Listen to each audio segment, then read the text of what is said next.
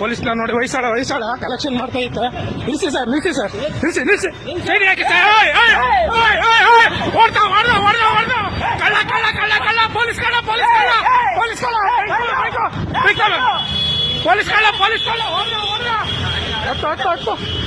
ಬಂಧುಗಳೇ ನಮಸ್ಕಾರ, ಹೇಗಿದ್ದೀರಿ ನೀವೆಲ್ಲರೂ? ಬಂಧುಗಳೇ, ಈ ವಿಡಿಯೋ ಆರಂಭದಲ್ಲಿ ಸಣ್ಣದಾಗಿರುವಂಥ ವಿಡಿಯೋ ತುಣುಕೊಂದನ್ನು ಗಮನಿಸಿದ್ರಿ. ಎಂತಹ ವಿಚಿತ್ರ ನೋಡಿ.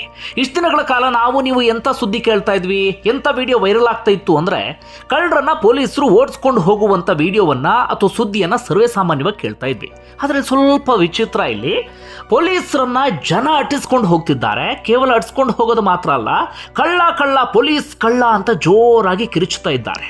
ಜನ ಯಾವಾಗ ಅಟ್ಟಿಸ್ಕೊಂಡು ಬರೋದಕ್ಕೆ ಶುರು ಮಾಡ್ಕೊಂಡ್ರೋ, ಓಡಿಸ್ಕೊಂಡು ಬರೋದಕ್ಕೆ ಶುರು ಮಾಡ್ಕೊಂಡ್ರೋ, ಪೊಲೀಸರು ಅಲ್ಲಿಂದ ಎದ್ದೋ ಬಿದ್ದೋ ಅಂತ ಓಡ್ ಹೋಗಿದ್ದಾರೆ ತಮ್ಮ ಹೊಯ್ಸಳ ವಾಹನದಲ್ಲಿ. ಇಂಥ ವಿಚಿತ್ರ ವಿಡಿಯೋ ಇವತ್ತು ಸಿಕ್ಕಾಪಟ್ಟೆ ವೈರಲ್ ಆಗ್ತಿರುವಂತಹ ವಿಡಿಯೋ ಇದು. ಬೆಂಗಳೂರಿನಲ್ಲಿ ನಡೆದಿರುವಂತಹ ಘಟನೆ ಇದು. ಬಂಧುಗಳೇ, ನಾನು ಯಾಕೆ ಈ ವಿಚಾರವನ್ನು ನಿಮ್ಮ ಮುಂದೆ ಪ್ರಸ್ತಾಪ ಮಾಡ್ತಿದ್ದೇನೆಂದ್ರೆ, ಕಾಲ ಬದಲಾಗ್ತಾ ಇದೆ. ಬಹಳ ಖುಷಿ ಆಗ್ತಿದೆ ಕಾಲ ಈ ರೀತಿಯಾಗಿ ಬದಲಾಗ್ತಿರೋದು. ಜೊತೆಗೆ ಈ ಸೋಷಿಯಲ್ ಮೀಡಿಯಾ ಎನ್ನುವಂಥ ವೇದಿಕೆಯನ್ನ ಒಂದಷ್ಟು ಮಂದಿ ಬಹಳ ಅದ್ಭುತವಾಗಿ ಬಳಸ್ಕೊಳ್ತಿದ್ದಾರೆ. ಮಿಸ್ಯೂಸು, ದುರುಪಯೋಗ, ಅದರ ನಡುವೆಯೂ ಕೂಡ ಒಂದಷ್ಟು ಮಂದಿ ಸೋಷಿಯಲ್ ಮೀಡಿಯಾವನ್ನ ಬಹಳ ಚೆನ್ನಾಗಿ ಬಳಸ್ಕೊಳ್ತಾ ಇದ್ದಾರೆ. ಈಗ ಮಾಧ್ಯಮಗಳ ಮುಂದೆ ಹೋಗಬೇಕು ಅಂತಿಲ್ಲ, ಸೋಷಿಯಲ್ ಮೀಡಿಯಾವನ್ನೇ ಜನ ತಮ್ಮ ಮಾಧ್ಯಮವನ್ನಾಗಿ ಪರಿವರ್ತಿಸಿಕೊಳ್ತಾ ಇದ್ದಾರೆ. ಯಾಕೆ ಅಂದರೆ, ಈ ಹಿಂದೆ ಏನಾಗ್ತಾ ಇತ್ತು, ಈ ಪೊಲೀಸ್ ಅಧಿಕಾರಿಗಳು ಅಥವಾ ದೊಡ್ಡ ದೊಡ್ಡ ಅಧಿಕಾರಿಗಳು ಅಥವಾ ಈ ಜನನಾಯಕರು, ಜನಪ್ರತಿನಿಧಿಗಳು ಏನೇ ಅಂದ್ರೂ ಕೂಡ, ಅಥವಾ ಎಂಥದ್ದೇ ದರ್ಪ ತೋರಲಿ, ಅಹಂಕಾರವನ್ನು ತೋರಲಿ, ಯಾವ ರೀತಿಯಾಗಿ ಬೇಕಾದರೂ ದಬ್ಬಾಳಿಕೆ ಮಾಡಲಿ, ಜನ ಸುಮ್ಮನೆ ಇರ್ತಾ ಇದ್ರು. ತಿರುಗೇಟನ್ನು ಕೊಡ್ತಾ ಇರಲಿಲ್ಲ, ತಿರುಗಿ ಉತ್ತರ ಕೊಡ್ತಾ ಇರಲಿಲ್ಲ. ಅವರು ಮಾಡಿದ್ದೆಲ್ಲವನ್ನು ಕೂಡ ಸಹಿಸಿಕೊಳ್ತಾ ಇದ್ರು. ಆದರೆ ಇದೀಗ ಪ್ರತಿಯೊಬ್ಬರ ಕೈಯಲ್ಲಿ ಫೋನ್ ಬರ್ತಾ ಇದ್ದ ಹಾಗೆ, ಅದರಲ್ಲಿ ಕ್ಯಾಮ್ರಾ ಇರ್ತಾ ಇದ್ದ ಹಾಗೆ, ಈ ಸೋಷಿಯಲ್ ಮೀಡಿಯಾ ಎನ್ನುವಂಥ ವೇದಿಕೆ ಸಿಗ್ತಾ ಇದ್ದ ಹಾಗೆ ಜನ ಅಲ್ಲಲ್ಲೇ ತಿರುಗೇಟನ್ನು ಕೊಡ್ತಿದ್ದಾರೆ. ಯಾವುದನ್ನೂ ಕೂಡ ಜನ ಇದೀಗ ಸಹಿಸಿಕೊಳ್ತಾ ಇಲ್ಲ. ನಿಮ್ಮ ದಬ್ಬಾಳಿಕೆ, ನಿಮ್ಮ ದರ್ಪ, ನಿಮ್ಮ ಅಹಂಕಾರ ಎಲ್ಲದಕ್ಕೂ ಕೂಡ ಜನ ಸರಿಯಾದ ರೀತಿಯಲ್ಲಿ ಪಾಠ ಕಲಿಸ್ತಾ ಇದ್ದಾರೆ. ಇನ್ನೂ ಅಧಿಕಾರಿಗಳು, ಪೊಲೀಸರು, ಜನನಾಯಕರು ಅದೇ ದರ್ಪವನ್ನು ಮುಂದುವರಿಸಿದ್ರೆ ಜನ ಮುಂದೆ ಹೋಗ್ತಾ ಹೋಗ್ತಾ ಯಾವ್ಯಾವ ರೀತಿಯಾಗಿ ಪಾಠ ಕಲಿಸ್ತಾರೆ ಅಂತ ಹೇಳೋದಕ್ಕೆ ಸಾಧ್ಯ ಆಗೋದಿಲ್ಲ. ಈಗಲೇ ನಮ್ಮ ಜನನಾಯಕರಿಂದ ಹಿಡಿದು ಪ್ರತಿಯೊಬ್ಬ ಅಧಿಕಾರಿಗಳು ಕೂಡ ಎಚ್ಚೆತ್ತುಕೊಳ್ಳಲೇಬೇಕಾಗುತ್ತೆ. ಮೊನ್ನೆ ತಾನೇ ಒಂದು ವಿಡಿಯೋ ಗಮನಿಸಿದ್ರಿ, ಎಲ್ಲಿ ಆಂಧ್ರದಲ್ಲಿ ಓರ್ವ ಶಾಸಕ ಬಂದು ಕಪಾಳಕ್ಕೆ ಹೊಡೆದಾಗ ಆ ಮತದಾರ ಸುಮ್ಮನೆ ಇರಲಿಲ್ಲ, ಅದಕ್ಕಿಂತ ಜೋರಾಗಿ ತಿರುಗಿಸಿ ಶಾಸಕರಿಗೆ ಕಪಾಳಕ್ಕೆ ಹೊಡೆದು ಬಿಟ್ಟಿದ್ರು. ಒಂದು ರೀತಿಯಲ್ಲಿ ಜನ ನಾವು ಸಹಿಸಿಕೊಳ್ಳೋದಿಲ್ಲ ಎನ್ನುವಂಥ ಸಂದೇಶವನ್ನು ಸಾರಿಬಿಟ್ಟಿದ್ರು. ಇದೀಗ ಅಂಥದ್ದೇ ಘಟನೆ ಈ ಬೆಂಗಳೂರಿನಲ್ಲೂ ಕೂಡ ನಡೆದಿದೆ. ಬಂಧುಗಳೇ, ಈ ವಿಡಿಯೋವನ್ನು ಯಾಕೆ ನಿಮ್ಮ ಮುಂದೆ ಇಡಲೇಬೇಕು ಅಥವಾ ವಿಚಾರವನ್ನು ಪ್ರಸ್ತಾಪ ಮಾಡಲೇಬೇಕು ಅಂದರೆ, ಪೊಲೀಸರಿಂದ ಸಾಕಷ್ಟು ರೀತಿಯಲ್ಲಿ ನಮಗೆ ಹೆಲ್ಪ್ ಆಗುತ್ತೆ. ಪೊಲೀಸರಿಲ್ಲ ಅಂದರೆ ಬಹಳ ಕಷ್ಟ ಆಗುತ್ತೆ, ಎಲ್ರಿಗೂ ಕೂಡ ಗೊತ್ತಿರುವಂಥ ಸಂಗತಿ. ಆದರೆ ಮತ್ತೊಂದು ಕಡೆಯಿಂದ ಏನಾಗ್ತಿದೆ, ಈ ಪೊಲೀಸರಿಂದಲೇ ಜನರಿಗೆ ಕಷ್ಟ ಆಗ್ತಾ ಇದೆ. ಎಷ್ಟೋ ಸಣ್ಣ ಪುಟ್ಟ ವ್ಯಾಪಾರಿಗಳು ವ್ಯಾಪಾರ ಮಾಡದಂಥ ಪರಿಸ್ಥಿತಿ ನಿರ್ಮಾಣ ಆಗಿಬಿಟ್ಟಿದೆ. ಪ್ರತಿದಿನ ಅವರಿಗೆ ಮಾಮೂಲಿಯನ್ನು ಕೊಟ್ಟಿಲ್ಲ ಅಂತಾದರೆ ವ್ಯಾಪಾರ ಮಾಡೋದಕ್ಕೆ ಬಿಡೋದಿಲ್ಲ. ಮನಸ್ಸಿಗೆ ಬಂದ ಹಾಗೆ ಕಿರುಕುಳ, ಹಿಂಸೆ, ನಾನಾ ರೀತಿಯಲ್ಲಿ ಏನೇನೋ ಕಾನೂನಿನ ವಿಚಾರವನ್ನು ಹೇಳಿ ಜನರನ್ನು ಬೆದರಿಸುವ ಕೆಲಸವನ್ನು ಮಾಡ್ತಿದ್ದಾರೆ. ನಾಚಿಕೆ ಆಗ್ಬೇಕು ಅವರೆಲ್ಲರಿಗೂ ಕೂಡ.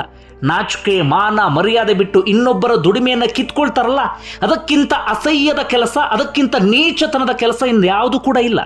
ಯೋಚನೆ ಮಾಡಿ, ಯಾರೋ ಕಷ್ಟಪಟ್ಟು ಬೆವರು ಸುರಿಸಿರ್ತಾರೆ, ಹಗಲು ರಾತ್ರಿನ ಒದ್ದಾಡಿ ದುಡಿಮೆ ಮಾಡಿರ್ತಾರೆ.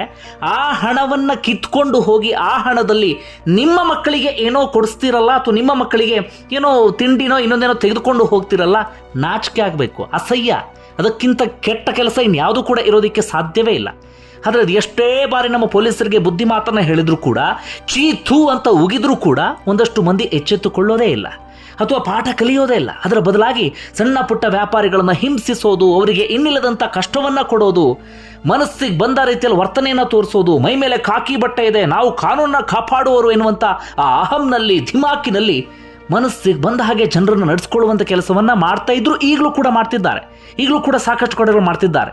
ನೀವು ಸಂಜೆ ಸುಮಾರಿಗೆ ಅಥವಾ ಒಂದಷ್ಟು ಸಂದರ್ಭದಲ್ಲಿ ಹೋಗಿಬಿಟ್ರೆ ಪ್ರತಿ ಅಂಗಡಿಲೂ ಕೂಡ ಒಂದಾದ ನಂತರ ಇನ್ನೊಂದು ಅಂಗಡಿಗೆ ಭಿಕ್ಷೆ ಬೇಡ್ಕೊಂಡು ಹೋಗ್ತಾರಲ್ಲ, ಈ ಭಿಕ್ಷೆ ಯಾವ ರೀತಿ ಬೇಡ್ಕೊಂಡು ಹೋಗ್ತಾರೆ, ಇವರು ಕೂಡ ಕಾಕಿ ಬಟ್ಟೆ ಧರಿಸ್ಕೊಂಡು ಜನರ ಹತ್ರ ಅಥವಾ ಅಲ್ಲಿ ಅಂಗಡಿಯವ್ರ ಹತ್ರ ಭಿಕ್ಷೆ ಬೇಡ್ಕೊಂಡು ಹೋಗೋದು. 20 ರೂಪಾಯಿ, 30 ರೂಪಾಯಿ ಕೊಡಿ, 50 ರೂಪಾಯಿ ಕೊಡಿ. ಈ ಪುಡಿ ರೌಡಿಗಳು ಹಫ್ತಾ ವಸೂಲಿ ಮಾಡ್ತಾರೆ ನೋಡಿ, ಅವರಿಗೂ ಇವರಿಗೂ ಯಾವ ವ್ಯತ್ಯಾಸವೂ ಕೂಡ ಇಲ್ಲ. ಇವರು ಕೂಡ ಹೋಗೋದು 50 ರೂಪಾಯಿ, ಈಗ ಸ್ವಲ್ಪ ಜಾಸ್ತಿ ಆಗಿರಬೇಕು, 100 ರೂಪಾಯಿ, 150 ರೂಪಾಯಿ, 200 ರೂಪಾಯಿ ಪ್ರತಿಯೊಬ್ಬರ ಹತ್ರ ಕಿತ್ಕೊಂಡು ಹೋಗೋದು. ಅದೆಷ್ಟೋ ಜನ ಕಣ್ಣೀರು ಹಾಕ್ತಾ ಹಿಡಿ ಶಾಪವನ್ನು ಹಾಕ್ತಾ ಈ ಪೊಲೀಸರಿಗೆ ಕೊಡ್ತಾ ಇದ್ರು ದುಡ್ಡು. ಹಂಗೆ ದುಡ್ಡು ತಗೊಂಡ್ರೆ ಯಾರು ಉದ್ಧಾರ ಆಗೋದಿಲ್ಲ ಬಿಡಿ, ಮನಸ್ಸಿಗೆ ಬಂದ ಹಾಗೆ ವರ್ತನೆಯನ್ನು ತೋರಿಸ್ತಾ ಇದ್ರು. ಆದರೆ ಅದೇ ರೀತಿಯಾಗಿ ಬೆಂಗಳೂರಿನ ಒಂದು ಏರಿಯಾದಲ್ಲಿ ಹೊಯ್ಸಳ ವೆಹಿಕಲ್ ತೆಗೆದುಕೊಂಡು ಹೋಗಿ ನಿಲ್ಲಿಸ್ಕೊಂಡು ನಾವು ಪೊಲೀಸರು ಎನ್ನುವಂಥ ದಿಮಾಕಿನಲ್ಲಿ ಜನರ ಹತ್ರ ವಸೂಲಿ ಮಾಡ್ತಾ ಇದ್ರು, ಅಥವಾ ಸಣ್ಣ ಪುಟ್ಟ ಅಂಗಡಿಯವ್ರ ಹತ್ರ ಮಾಮೂಲಿ ತೆಗೆದುಕೊಳ್ತಾ ಇದ್ರು. ಜನ ಈಗ ಸುಮ್ಮನೆ ಇರೋದಿಲ್ಲ, ಒಂದಷ್ಟು ಜನ ಅಲ್ಲಿ ಗುಂಪುಗೂಡ್ತಾರೆ, ಈ ಹೊಯ್ಸಳ ವಾಹನವನ್ನು ಅಟ್ಸ್ಕೊಂಡು ಬರ್ತಾರೆ, ವಿಡಿಯೋ ಮಾಡ್ತಾ ಮಾಡ್ತಾ ನಿಂತ್ಕೊಳ್ಳಿ ಅಂತ ಹೇಳಿ ಅವರಿಗೆ ಕೇಳ್ತಾರೆ. ಆಗ ವಿಡಿಯೋ ನೋಡ್ತಾ ಇದ್ದ ಹಾಗೆ ಅಲ್ಲಿದ್ದಂಥ ಪೊಲೀಸರು ಎಸ್ಕೇಪ್ ಆಗಿಬಿಡ್ತಾರೆ. ಎದ್ನೋ ಬಿದ್ನೋ ಅಂತ ಅಕ್ಷರಶಃ ಕಳ್ಳನಂತೆ ಓಡಿ ಹೋಗ್ತಾರೆ. ಕಳ್ಳನಾದರೂ ನಾನು ಕಳ್ಳ ಅಂತಲೇ ಹೇಳ್ಕೊಂಡು ಕಳ್ತನವನ್ನು ಮಾಡ್ತಾ ಇದ್ರು, ಇವರು ಮಾತ್ರ ಪೊಲೀಸ್ ಅಂತ ಹೇಳಿ ಕಳ್ತನವನ್ನು ಮಾಡ್ತಾ ಇದ್ರಲ್ಲ, ಜನ ಬರ್ತಾ ಇದ್ದ ಹಾಗೆ ಓಡಿ ಹೋಗಿಬಿಟ್ಟಿದ್ದಾರೆ. ಎಲ್ಲಿ ಹೋದ್ರು ಅನ್ನೋದು ಪತ್ತೆಯೇ ಇಲ್ಲ. ಒಂದಷ್ಟು ದೂರಗಳ ಕಾಲ ಅಲ್ಲಿದ್ದಂಥ ಜನ ವಿಡಿಯೋ ಮಾಡಿಕೊಂಡ್ರು. ನಾನು ಪ್ರತಿಯೊಬ್ಬರಿಗೂ ಹೇಳೋದು ಅದನ್ನೇ, ನಿಮ್ಮ ಕೈಯಲ್ಲಿ ಫೋನ್ ಇರುತ್ತೆ, ನಿಮಗೆ ಸೋಷಿಯಲ್ ಮೀಡಿಯಾ ಎನ್ನುವಂಥ ಒಂದು ವೇದಿಕೆ ಇದೆ. ಇನ್ನು ಮುಂದೆ ಯಾರೂ ಕೂಡ ಅದನ್ನು ಸಹಿಸಿಕೊಳ್ಳೋದಕ್ಕೆ ಹೋಗಬೇಡಿ. ಅವರ ದರ್ಪ, ದಿಮಾಕು, ಅಹಂಕಾರ ಯಾವುದಕ್ಕೂ ಕೂಡ ಸೊಪ್ಪು ಹಾಕಬೇಡಿ. ಅಲ್ಲಲ್ಲೇ ಅವರ ಅಹಂಕಾರವನ್ನು ಬಡಿಯುವಂಥ ಕೆಲಸವನ್ನು ಮಾಡಬೇಕು. ಅಂದರೆ ನೀವು ಹೊಡಿರಿ ಬಡಿರಿ ಇನ್ನೇನೋ ಮಾಡಿ ಅಂತ ಹೇಳ್ತಾ ಇಲ್ಲ. ನಿಮ್ಮ ಕೈಯಲ್ಲಿ ಫೋನ್ ಎನ್ನುವಂಥ ಅಸ್ತ್ರ ಇದೆಯಲ್ಲ, ಸೋಷಿಯಲ್ ಮೀಡಿಯಾ ಎನ್ನುವಂಥ ವೇದಿಕೆ ಇದೆಯಲ್ಲ, ಅದನ್ನು ಬಹಳ ಚೆನ್ನಾಗಿ ಬಳಸ್ಕೊಳ್ಳಿ. ಎಲ್ಲರೂ ಹೀಗೆ ಬಳಸ್ಕೊಳ್ಳೋಕ್ಕೆ ಶುರು ಮಾಡ್ಕೊಂಡು ಬಿಟ್ರೆ ಮುಂದೊಂದು ದಿನ ಇವರೆಲ್ಲರೂ ಕೂಡ ಪಾಠ ಕಲಿತಾರೆ. ಇಲ್ಲ ಅಂತಾದರೆ ಇವರ ಈ ಅಹಂಕಾರ, ದರ್ಪ, ದಿಮಾಕು ಎಲ್ಲವೂ ಕೂಡ ಮುಂದುವರಿತಾ ಹೋಗುತ್ತೆ. ನನ್ನ ಪ್ರಕಾರ ಇವತ್ತಿನ ದಿನ ನನಗನ್ಸಿದ್ದು ಬಹಳ ಅದ್ಭುತವಾದಂಥ ವಿಡಿಯೋ, ಬಹಳ ಅದ್ಭುತವಾದಂಥ ಕೆಲಸ. ಪ್ರತಿಯೊಬ್ಬರೂ ಹೀಗೆ ಮಾಡ್ತಾ ಹೋಗಿಬಿಟ್ರೆ ಮುಂದೊಂದು ದಿನ ನನ್ನ ಪ್ರಕಾರ ಇದೆಲ್ಲದಕ್ಕೂ ಕೂಡ ಫುಲ್ ಸ್ಟಾಪ್ ಬೀಳಬಹುದು. ಈ ಸಣ್ಣ ಪುಟ್ಟ ವ್ಯಾಪಾರಿಗಳು ನೆಮ್ಮದಿಯಿಂದ ಖುಷಿಯಾಗಿ ಯಾವುದೇ ಭಯ ಇಲ್ಲದೆ ವ್ಯಾಪಾರವನ್ನು ಮಾಡಬಹುದು. ಪೊಲೀಸ್ ವಾಹನ ಬರ್ತಿದ್ದಾಗ ಅಯ್ಯೋ ಇವ್ರು ಯಾಕೆ ಬಂದ್ರಪ್ಪ ಅಂಥೇಳಿ ತಲೆ ಕೆಡಿಸ್ಕೊಳ್ಳೋದು ಇನ್ನು ಮುಂದೆ ಆದರೂ ತಪ್ಪುತ್ತೆ ಅನ್ನೋದು ನನ್ನ ಭಾವನೆ. ಹೀಗಾಗಿ ನಾನು ಪ್ರತಿಯೊಬ್ಬರಿಗೂ ಹೇಳ್ತೀನಿ, ಎಷ್ಟು ಸಾಧ್ಯ ಆಗುತ್ತೋ ಅಷ್ಟು ನಿಮ್ಮ ಕೈಯಲ್ಲಿ ಅವರ ದಿಮಾಕನ್ನು ಬಡಿಯುವಂಥ ಕೆಲಸ, ಅಹಂಕಾರವನ್ನು ಬಡಿಯುವಂಥ ಕೆಲಸವನ್ನು ಮಾಡ್ತಾ ಹೋಗಿ. ಹಾಗಂದ್ರೆ ಮಾತ್ರ ಎಲ್ಲ ಪೊಲೀಸರು ಹೀಗೆ ಇರ್ತಾರಂತಲ್ಲ. ಒಂದಷ್ಟು ಮಂದಿ ಅದ್ಭುತವಾಗಿ ಕೆಲಸ ಮಾಡುವಂಥವರಿದ್ದಾರೆ, ಅತ್ಯಂತ ಪ್ರಾಮಾಣಿಕವಾಗಿ ಕಾರ್ಯನಿರ್ವಹಿಸುವಂಥವರಿದ್ದಾರೆ, ಕೇವಲ ಸಂಬಳದಲ್ಲಿ ಮಾತ್ರ ತಮ್ಮ ಜೀವನವನ್ನು ಸಾಗಿಸುವಂಥವರಿದ್ದಾರೆ. ಆದರೆ ಏನು ಮಾಡೋದು, ಇಂತಹ ಒಂದಷ್ಟು ಕಳ್ಳ ಪೊಲೀಸರಿಂದಾಗಿ, ಇಂತಹ ನಾಚಿಕೆ ಮಾನ ಮರ್ಯಾದೆ ಬಿಟ್ಟಂಥ ಪೊಲೀಸರಿಂದಾಗಿ ಆ ಒಳ್ಳೆ ಕೆಲಸವನ್ನು ಮಾಡ್ಕೊಂಡು ಹೋಗ್ತಿರ್ತಾರಲ್ಲ, ಪ್ರಾಮಾಣಿಕರಿರ್ತಾರಲ್ಲ, ಅವರ ಹೆಸರು ಕೂಡ ಹಾಳಾಗ್ತಾ ಇದೆ. ಅಷ್ಟು ಮಾತ್ರ ಅಲ್ಲ, ಅವರಿಗೂ ಕೂಡ ಒಂದು ರೀತಿಯಲ್ಲಿ ಹಿಂಸೆ ಆಗ್ತಾ ಇದೆ. ಯಾಕಂದರೆ ಈಗ ಪೊಲೀಸರು ಅಂದರೆ ನಾವು ಎಲ್ರಿಗೂ ಸೇರಿಸಿ ಬೈಯೋದಕ್ಕೆ ಶುರು ಮಾಡ್ಕೊಳ್ತೀವಿ. ಪೊಲೀಸರೇ ಕಳ್ಳರು ಬಿಡ್ರಿ, ಪೊಲೀಸರ ಸರಿ ಇಲ್ಲ ಬಿಡ್ರಿ ಅಂತ ಹೇಳಿ. ಹೀಗಾಗಿ ಏನಾಗ್ಬಿಟ್ಟಿದೆ, ಪ್ರಾಮಾಣಿಕರಿಗೂ ಕೂಡ ಬೆಲೆ ಇಲ್ಲದಂಥ ಪರಿಸ್ಥಿತಿ ನಿರ್ಮಾಣ ಆಗಿಬಿಟ್ಟಿದೆ. ಇನ್ನಾದರೂ ಜನ ಎಚ್ಚೆತ್ಕೊಳ್ಬೇಕು. ಜನ ಇನ್ನೂ ತಗ್ಗಿ ಬಗ್ಗಿ ನಡೆಯೋದಕ್ಕೆ ಶುರು ಮಾಡಿಕೊಂಡ್ರೆ, ಇನ್ನೂ ನೀವು ಹೇಳಿದ್ದಕ್ಕೆಲ್ಲ ಓಕೆ ಜೈ ಜೈ ಅನ್ನೋದಕ್ಕೆ ಶುರು ಮಾಡ್ಕೊಂಡ್ಬಿಟ್ರೆ ಇವರ ಅಹಂಕಾರ ಇನ್ನೂ ಜಾಸ್ತಿ ಆಗುತ್ತೆ.